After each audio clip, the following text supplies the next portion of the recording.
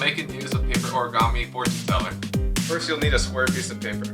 You can make a square piece of paper by taking a standard piece of paper and folding the corner to the edge.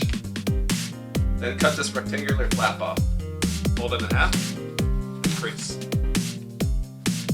Unfold and do it again the other way. Then unfold and fold diagonally and do it again the other way.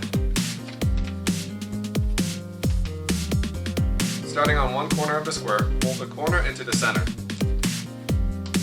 and crease down. Do this for all 4 edges. Keeping the folds where they are, turn the paper over. And do the same thing with the now smaller square. Now fold the small square in half. Take one thumb and index finger and place it under the flaps. Then do the same for the other side and start pinching the paper together.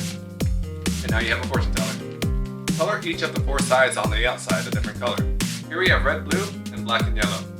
Open up the fortune teller to the inside so you can see the 8 triangles. Write a different number on each of the 8 different triangles, like this. Then under each number, open a flap and write an answer. Here's an example. To tell someone's fortune, ask them to pick one color on the outside. Your fortune is the answer to a yes or no question that they ask. Once they pick a color, spell out the letters of the color, and for every letter, make one of these movements. Leave the fortune teller open on the last letter and have them pick a number on the inside. Whatever number they pick, do that many motions.